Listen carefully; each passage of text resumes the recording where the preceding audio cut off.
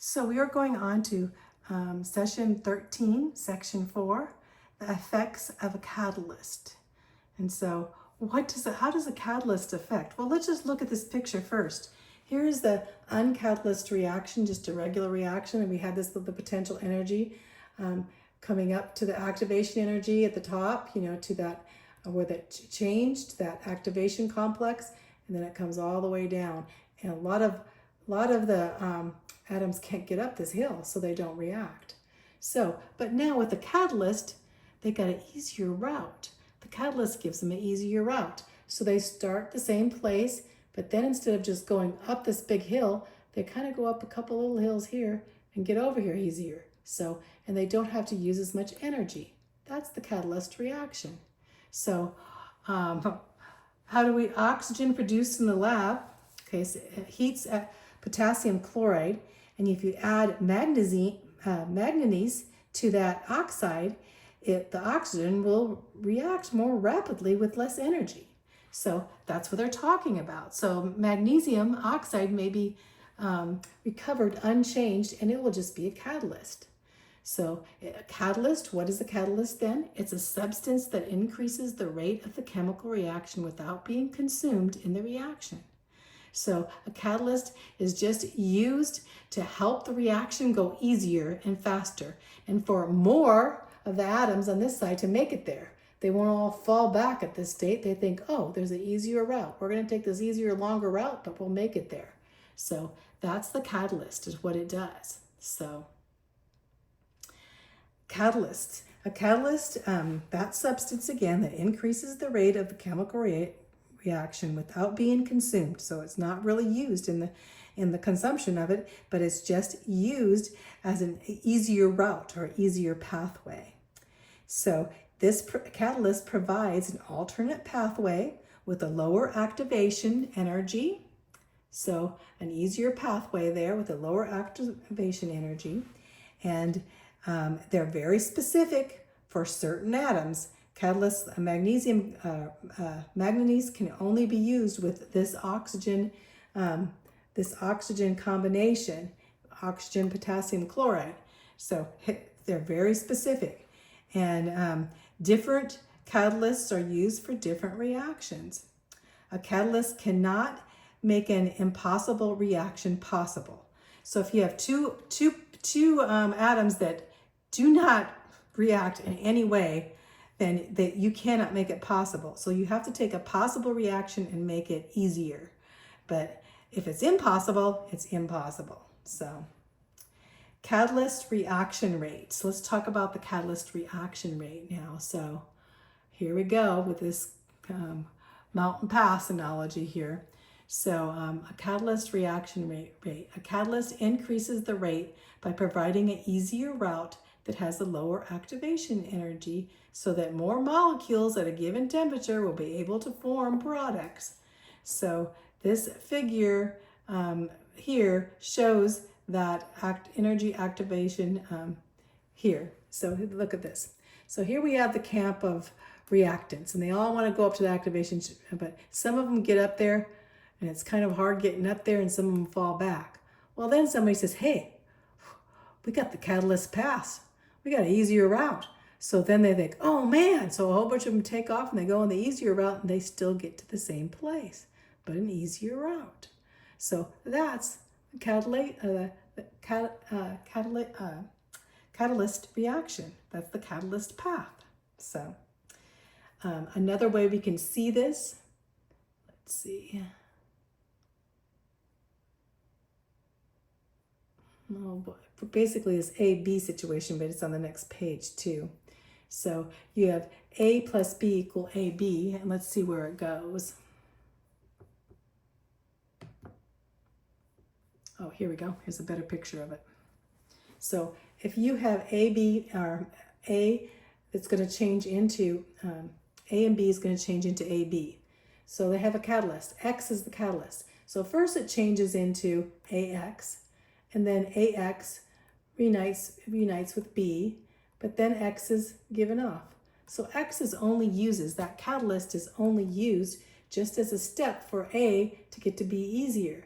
A turns to AX, and AX is easier with B, and then they get rid of the X, so the X is not consumed. So that's the kind of reaction a catalyst reaction does. Catalyst energy changes. The catalyst heat for the catalyst is the same in the energy, so the energy is unaffected. So even though it seems like a bigger process, the activation energy is still the same. It's not affected. In fact, it's basically easier for many catalyst reactions appear to occur in 2 or more steps like that, and hence their potential energy diagrams often have 2 humps. And that we saw that with 2 humps, didn't we? Where did we see that? Let's look back at it. So a lot of times it has to react one time, and then another time it gets over there, right? That's why it has 2 humps, because it has to react with the catalyst a couple times to get there. Although, here's another picture of it. Here it goes, a couple little humps here, but it gets there. The catalyst pass.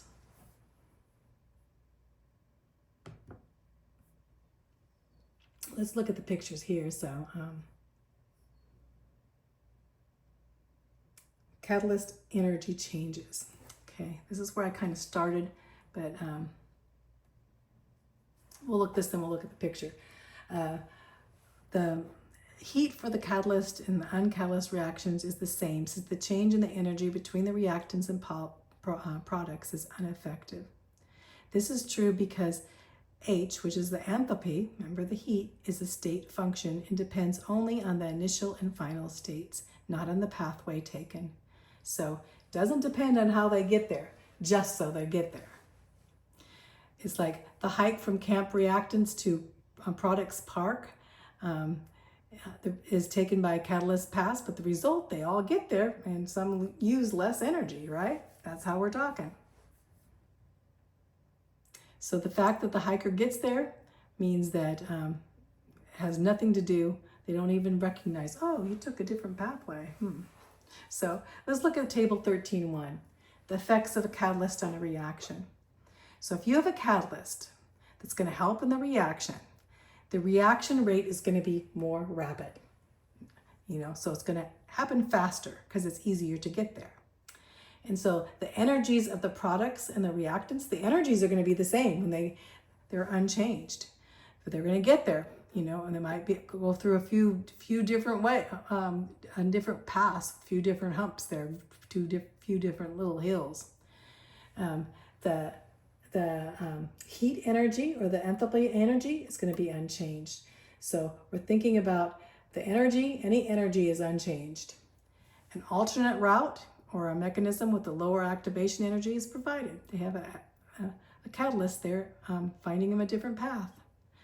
And the catalyst aid only those reactions that are already thermodynamically possible. That means catalysts, cannot do the impossible. If there's 2 different molecules that cannot react with each other, it's impossible. A catalyst will not be able to do anything. So they only take a regular reaction and make it easier, right? Make it happen, reaction rate more rapid, because of the easier pathway taken. So let's look here, the steps here of this. So we have step 1, and this is of carbon and oxygen and nitrogen and oxygen here. Molecules, they attach to the surface of a hot platinum heterogeneous catalyst. So you'll see this platinum here, these platinum balls, they're going to be our catalyst. And here we have this one is going to carbon and oxygen, and the other one is going to be our carbon and this one, the blue one is nitrogen and oxygen. That's NO and CO, and they're here. So step 2, free oxygen and nitrogen. So the oxygen and nitrogen bonding with the platinum breaks the bonds. So they stick on these bonds and they start breaking apart with the platinum.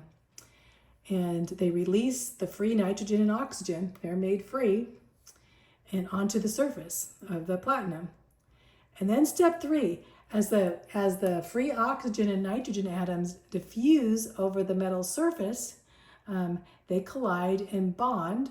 So the oxygen with the carbon monoxide and the nitrogen with the nitrogen. So you see the bonds now will be forming here, and that's what they wanted to do in the first place. In step 4, carbon dioxide now is formed and nitrogen are formed, and they're not strongly attracted to the platinum anymore, so they leave the metal once they're formed. So basically the metal is the catalyst, where they can actually go on a different route. This is, a faster route by bonding to the platinum. So that's a catalyst. So let's go on to the next section here of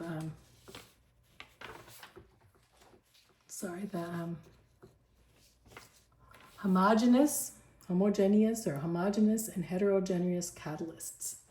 So catalysts that exist in the same phase. When you talk about the same phase, it means that same phase, whether it's gas or liquid or so, are homogeneous catalysts if they're in the same phase.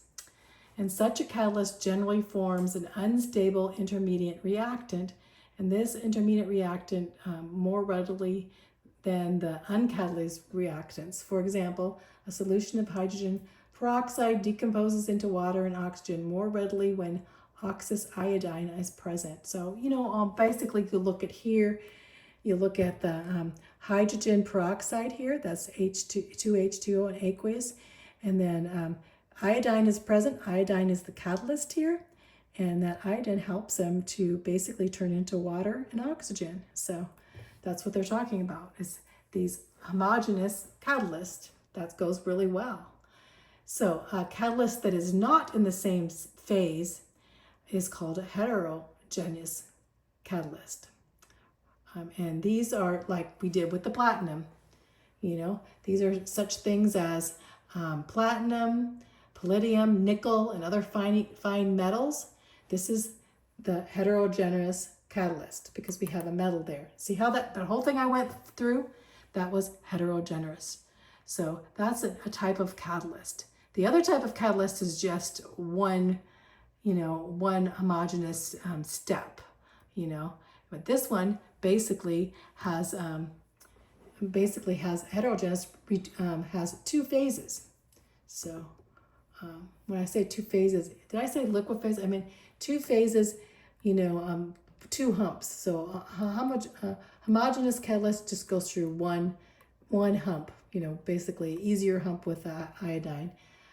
Heterogeneous has two different phases or more that it goes through. So just how many phases, that's how many, let's go back to the phases here.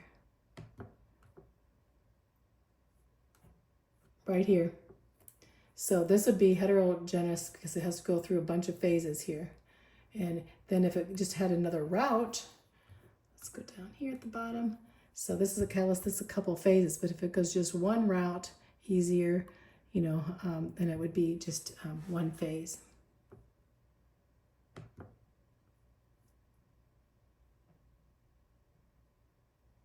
Okay. And this happens here because the surface area on this metal, especially platinum, may provide a place for absorbing, basically a place for absorbing or attracting these to the solid surfaces for one or more reactants, so they can do it.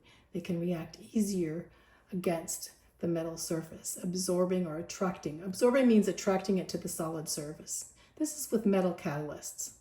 And these catalysts are called surface catalysts. So this whole thing I went through with the platinum is a surface catalyst. Going through this and this and this with the platinum behind, they're actually making the atoms be able to bond easier on a surface. Because the bonds within the absorbed molecule may weaken or breaking, making the reaction easier, is what they say. So a heterogeneous catalyst has a disadvantage. What would be the disadvantage, do you think, from this happening? Well, guess what? The surfaces can be coated or coated or modified by substances, and this catalyst will become coated with a thin layer of lead, maybe in a catalyst. It can be poisoned, very much changed or poisoned very easily. If the wrong metal is added to it, it can be poisoned and not work. So it can be modified by another substance. The wrong substance is put in, and this will cause the catalyst to no longer work. We may say the catalyst gets poisoned, so it can't work anymore. So going on here, catalytic converters. So when you think of, a catalytic converter in your car, so it's basically a catalytic converter is purifying, the polluted air as it goes in, and doing this in a way, so that it could take the gasoline. Well, basically the gasoline, let's go over it. The gasoline's burned, and it's very harmful because it produces carbon monoxide in the air, right? People can die. If you start, let me tell you, if you start your engine and run a car in the midst, in your garage with the doors all shut, the carbon monoxide might kill you very quickly. So a gasoline produces carbon monoxide and nitrogen oxide, which is another pollutant to the air. And so these pollutants are called hydrocarbon residues, and they form smog, right? And since 1975, automobiles, catalytic converters, and exhaust systems have been put in. So since 1975, all the automobiles before 1975 did not have catalytic converters to reduce this, but now they do. And this will reduce the the pollution, actually is the population, but the pollution, it will reduce the pollution of carbon monoxide and nitrogen oxide and hydrocarbons, and reduce them into they change into harmless water vapor, nitrogen gas, and carbon dioxide. So changing these harmful things into harmless things. So the heat of the catalytic converter has this ceramic block. Let's look at it.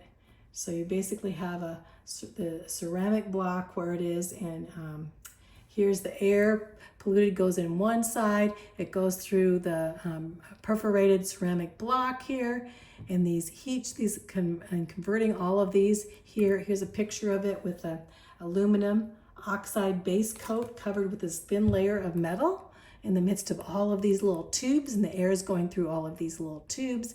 And this catalytic converter is where the O2 sensor and on. Well, here's a picture of it where it's put here, on the mufflers and stuff. This is a picture of the car where it's at. So basically, the inside each tube, there's these powdered aluminum oxide in this thin layer. This is has these tiny rough surfaces, and this area is like would be like, if you laid it out, 300,000 square feet, like the size of a football field. But here it is all in here. So if you laid this all out, it'd be the size of a football field. So it goes through all of these, and these pollutants attach and turn into converted harmless reactions. And it actually shows the reaction right here, all these steps that it goes through.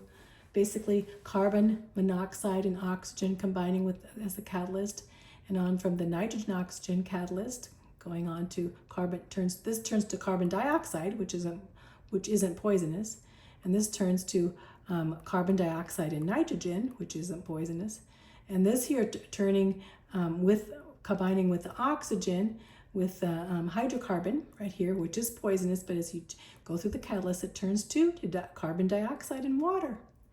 And onto the nitric oxide, again, turning, and you got a lot of carbon dioxide, a lot of water, and just nitrogen gas. None of these are poisoning. So as you go through this process, these reactions are all going, and this is an exothermic converter. What does that mean? that means it gets awful hot. If you wouldn't want to touch a catalytic converter, because it'd be extremely hot at 390 degrees or 730 degrees Fahrenheit. It's pretty hot. That part of your car is going to be very, very hot. So that's about it. But basically it's cleaning the air out and changing these carbon monoxide and hydrocarbons and nitrogen oxide and taking them out and turning them into, going through here, and they come out as water, carbon dioxide, and nitrogen. So, and you can see how they put in here.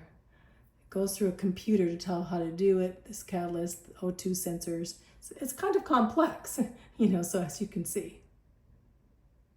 The onboard computer constantly monitors the exhaust gases to see, so. Anyway, that's your catalytic converter. So one more thing we're going to talk about here. Let's see if I have time here. Yeah, I guess I do. Let's go. We're going to talk about enzymes. They're another type of catalyst. Enzymes are very important. Why do you say enzymes are important? Because they're in our bodies, for goodness sakes. So enzymes are protein catalysts, and they're found in our liver cells. Let's look a picture down here so you can see. Here's a picture of enzyme, the enzyme catalyst. So they're found in our liver cells, in all of our organs. It's kind of how God designed us here. We have enzymes that are catalysts, and they're very specific, and they're very efficient in our body. So, and they increase the rate far more than without a catalyst. Like, we're talking about, hundreds and thousands of times. And so making our body process, almost every process in our body has enzymes, and these speed up the reactions in our bodies. So an example would be that if you took starch that you eat, say you ate a potato, and it would turn to glucose, but it would require weeks and weeks to change at our body temperature. But instead, God gave us an enzyme called amylase. And this amylase makes starch only seconds. Amylase is in your saliva, and it's, there that amylase changes in the midst of what God has brought these catalysts, enzymes in our body. Just a simple cell in our body has its own enzymes, thousands of enzymes to the specific cells, for goodness sakes. Now, who could believe in evolution, with all of this? This is definitely God putting together the design of a creator God, putting it all together so that, we could live in the midst, changing. Also here, we talked about the amylase, but substances that slow the rate of chemical reactions are called inhibitors. So inhibitors typically work by binding or tying up a catalyst. And so God also put inhibitors in our body to decrease the ability of some of our enzymes to catalyze reactions, because maybe they would react too much. So we have catalysts and we have inhibitors. Remember, inhibitors can be added to food and medicines to prevent bacterial growth and inhibit things. So inhibitors are important in medicines. They work by inhibiting proteins in the bacteria or cells. So enzymes can be catalysts or inhibitors. So let's see. So enzymes can be permanently inactivated, or sometimes they can even be poisoned. So let's look here. How can an enzyme be poisoned? But basically it says, like other catalysts, enzymes can be permanently inactivated or poisoned by certain substances, such as ions of certain heavy metals. So if your body is exposed to heavy metals, because they have 2+ ions, they're ingested, they can cause health problems because they can give you excessive amounts of ions, such as zinc and iron and copper and selenium.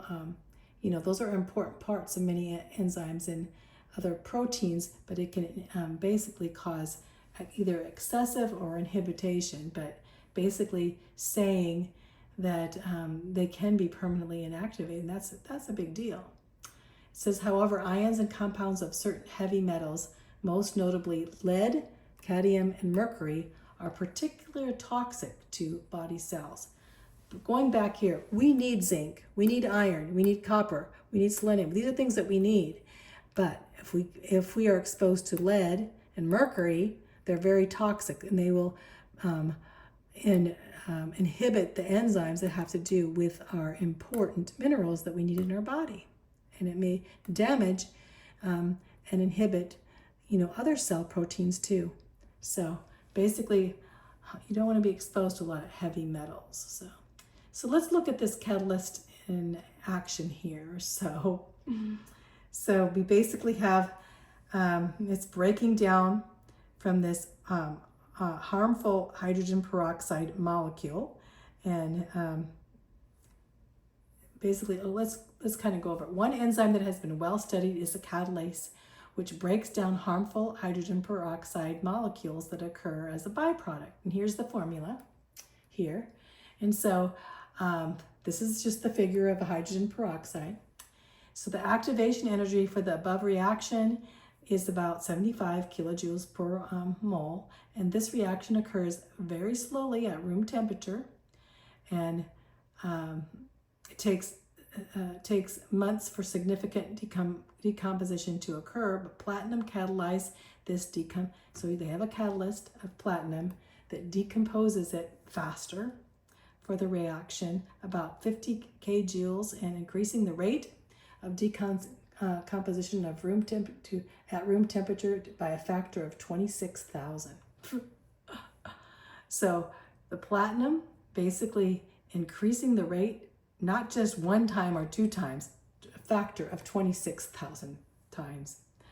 However, in the presence of the enzyme catalase, for the reaction is lowered, then you have that decomposition is 10 billion times greater.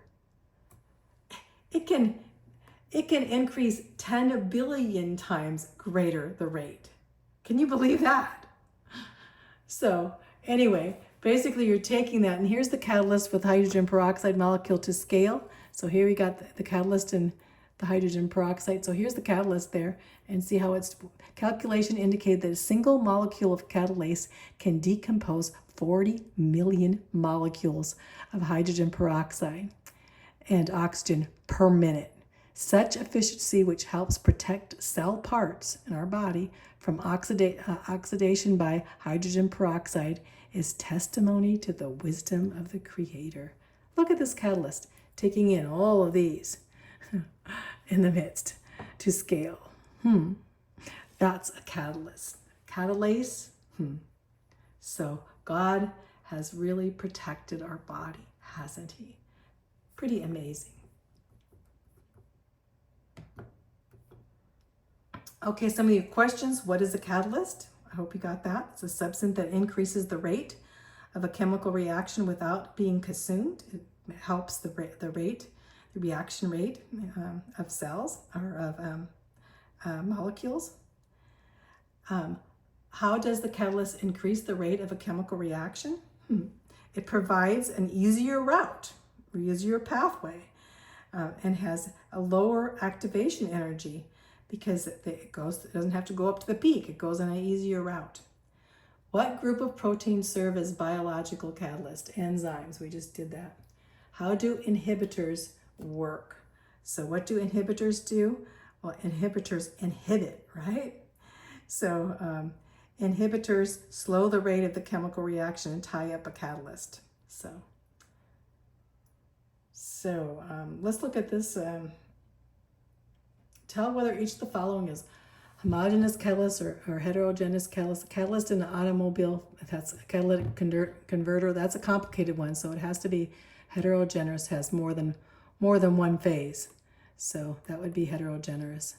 A finely divided nickel and hydrogen, vegetable oil.